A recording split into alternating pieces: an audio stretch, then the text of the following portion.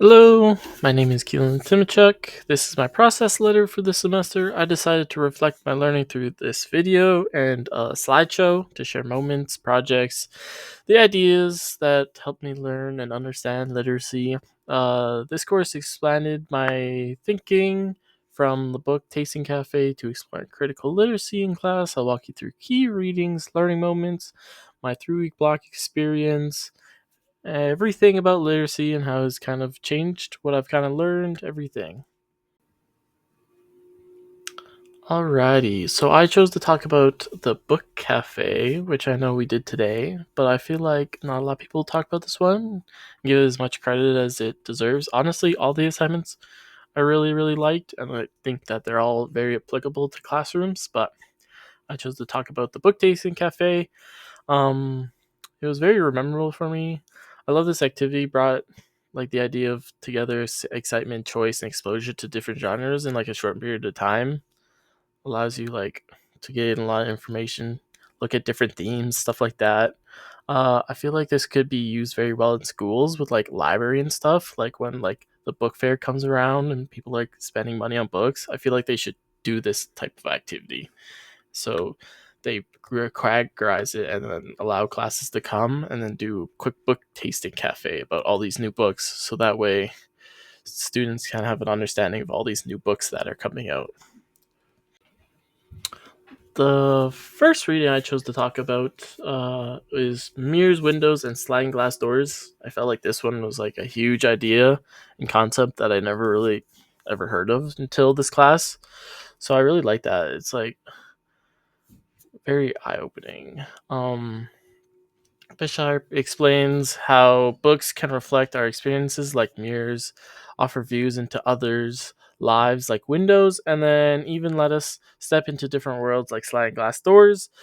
What stood out to me is how children from minority groups often don't get to see themselves a lot. It's starting to get a little better, I will say, but they don't get to see themselves represented in books as much. So, and that teachers don't really value. Meanwhile, dominant groups like white students need windows into other cultures to better understand the diverse world that they live in.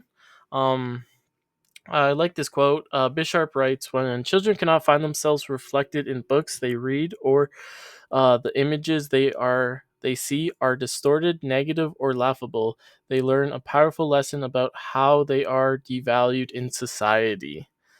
Like this quote is so strong because it's so true. If students don't see that, then they'll think they're less of compared to other students. So it's very important to have books that are windows, mirrors, and sliding glass doors. Even on the flip side, like I said, for white people.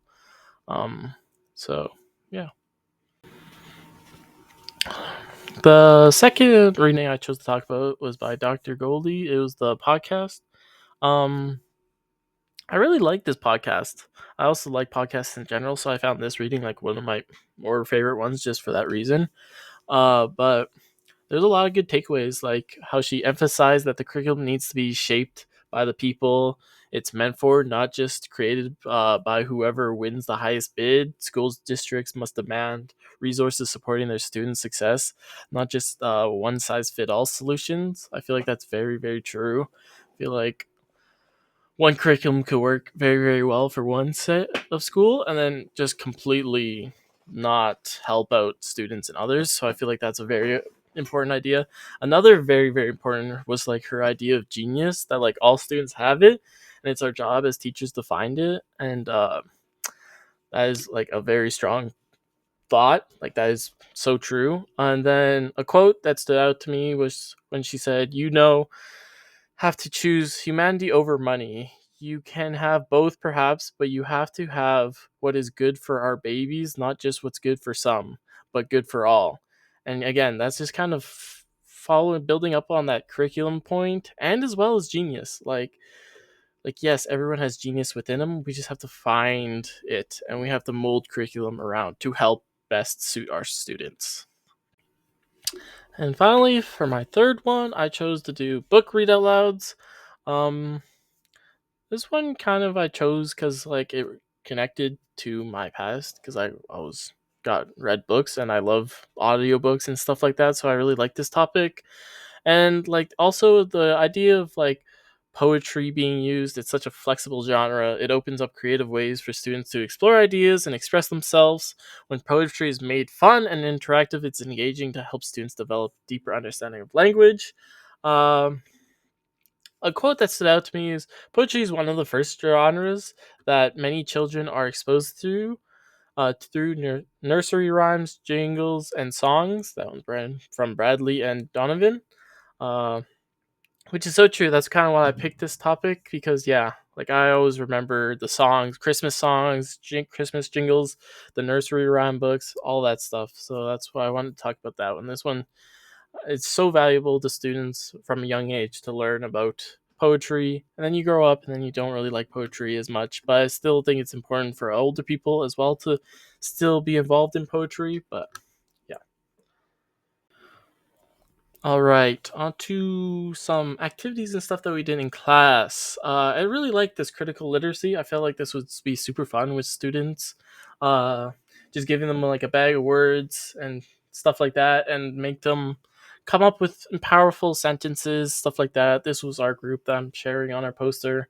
Educators engage to empower learners, reflect to see meaning, practice the critical framework, knowledge for diverse communities, pedagogy for justice, equality, transfer texts, and challenge power. I feel like this was just a fun activity that could be incorporated super easily into classrooms. So I feel like this was really good. Onto the mini lesson plan. Again, just like the idea of like literacy is so big and scary, but this whole idea that we just did in this class, like showing that you can shrink it down, take something, a smallish idea, to like help introduce it to early learners. So like ours was making inferences. So like reading books, super super easy. So I really like this idea. I'd honestly incorporate all these ones that I'm talking about today into class because they're so good.